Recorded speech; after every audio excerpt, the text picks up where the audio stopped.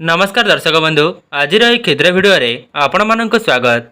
दर्शक बंधु यही जो गछटी को आपण माने स्क्रीन उपर देखुचंती आपण यही गछटी को केउठी ना केउठी निश्चित भाव में देखिथिबे एवं यह को अणदेखा मध्य करि देइथिबे।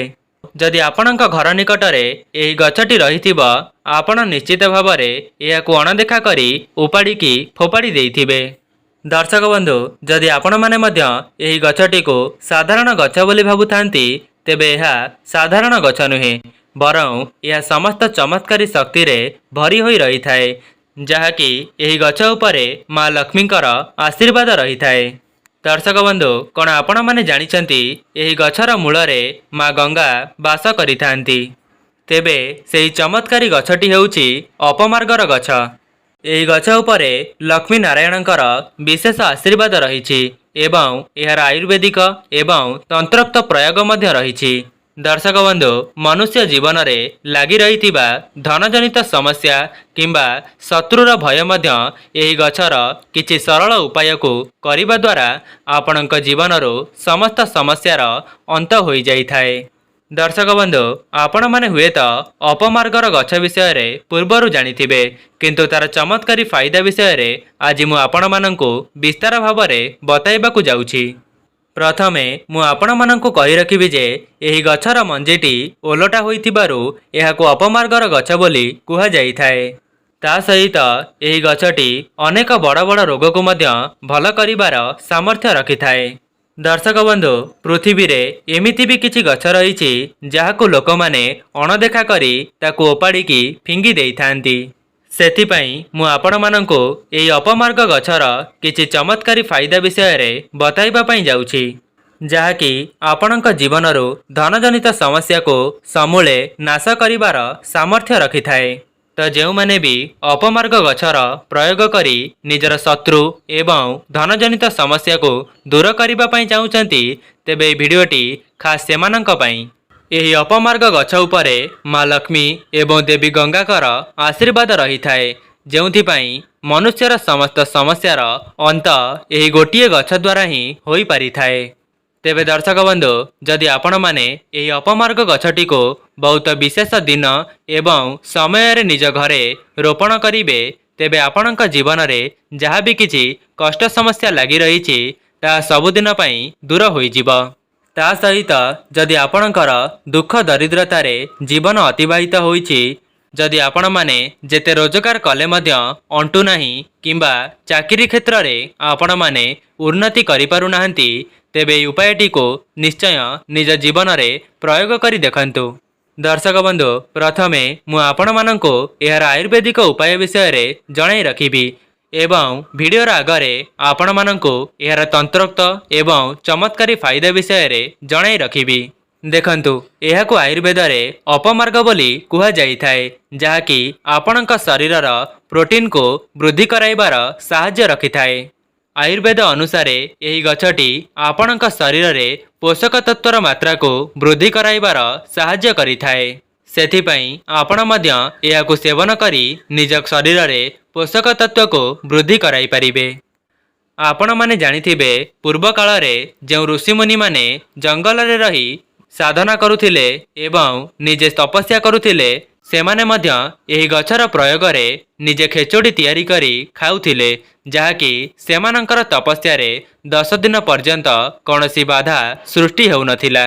शास्त्र रे मान्यता अछि जेतेबेले समुद्र मंथन होइथिला एवं सेथिरु जो अमृत बाहरिथिला अमृतर किछि अंश एही अपमार्ग गछ उपरे पड़ी जाइथिला जहाँकि यह अमृत सदृश्य भावरे काम करिथाए।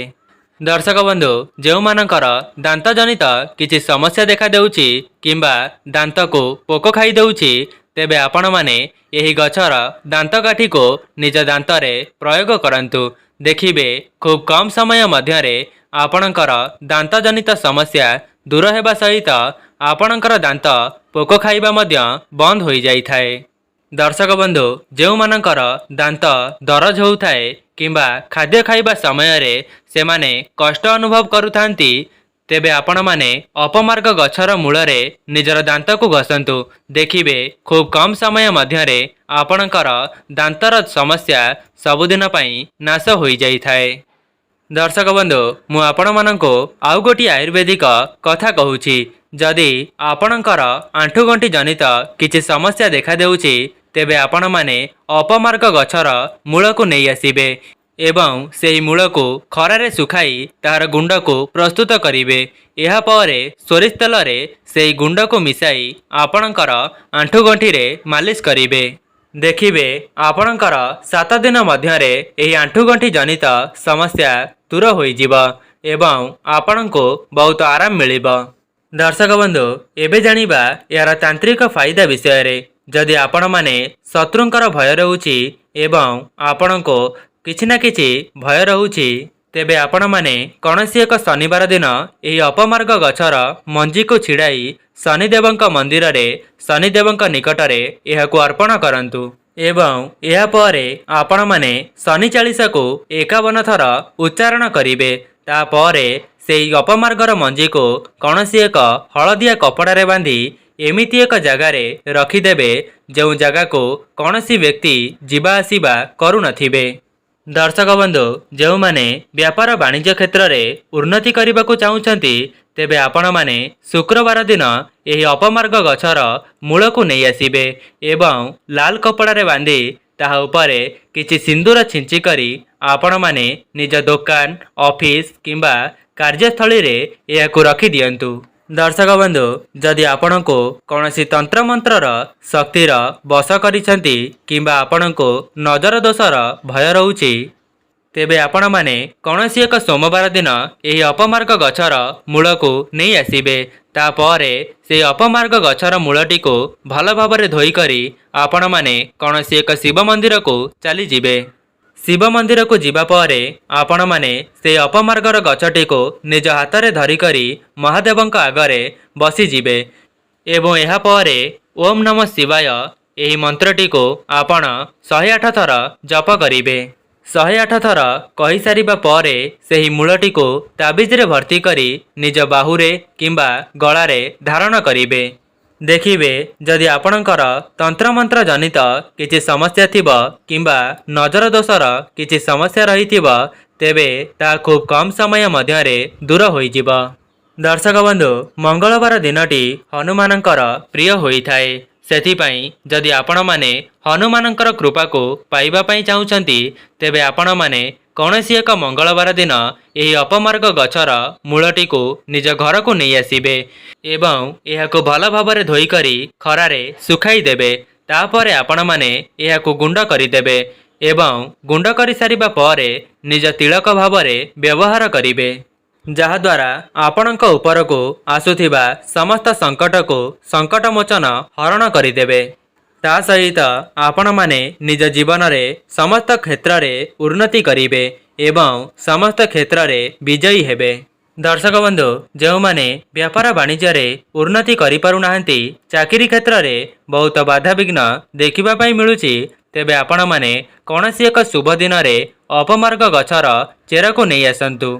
आपण सेही चेर को लाल कपड़ा रे बांधी आपणकर कार्यस्थली किंबा व्यापार वाणिज्य क्षेत्र रे नाली कपड़ा रे बांधी दियंतु। देखिबे आपणकर व्यापार वाणिज्य बहुत भल भाबरे अग्रसर हेबो एवं धनजनित समस्या सबुदिन पई नाश होई जिवो।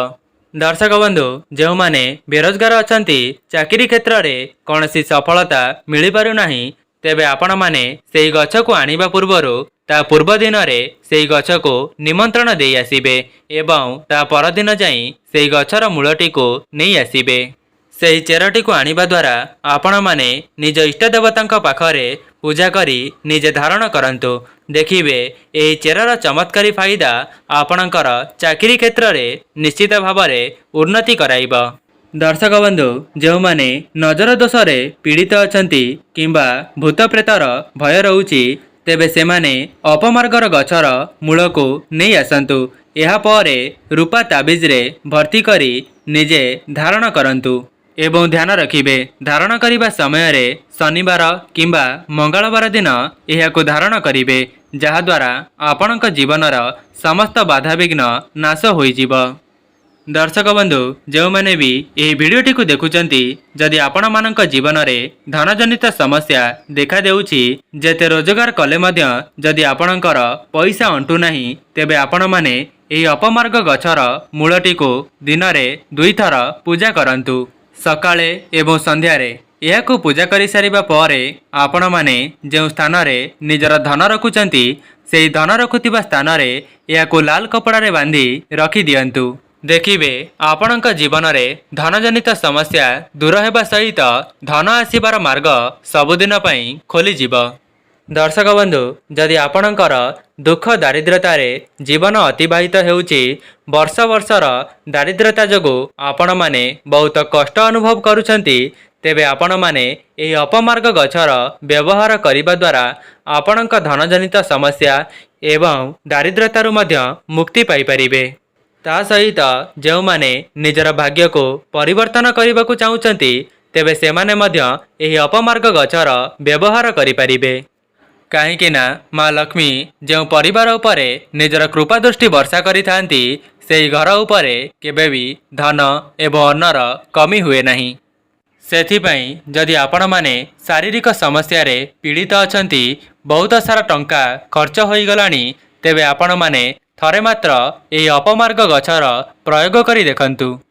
एवं द्वितीय गुणटी हेउछि तांत्रिक गुण जेपरी मु आपण मानंको वीडियोर आगरे बताइली जे एही सब उपाय को करिबा द्वारा आपणकर शत्रुजनित एवं धनजनित समस्या सबुदिन पई दूर होई जाई थाए। दर्शक बंधु शास्त्र अनुसार समुद्र मंथनरु जो अमृत एही गछ उपरे पड़िथिला सेथिपाई यह अमृत सदृश होई जाइथिला जोंथिपाई आग कालर ऋषिमुनि माने यहाको सेवन करिबा द्वारा बहुत दिन पर्यंत निजर भोक को आयत्तरे रखि पारुथिले। तेबे दर्शक बंधु यह थिला अपमार्ग गछर किछि विशेष उपाय। जदि आपण मानंको वीडियोटी भल लागि थाए तेबे वीडियो को लाइक करी चैनलटी को सब्सक्राइब करि दियंतु एवं भक्ति सहकारे जय माँ लक्ष्मी कमेंट बॉक्स रे अवश्य लिखि दियंतु। आज पई रहुछि नमस्कार।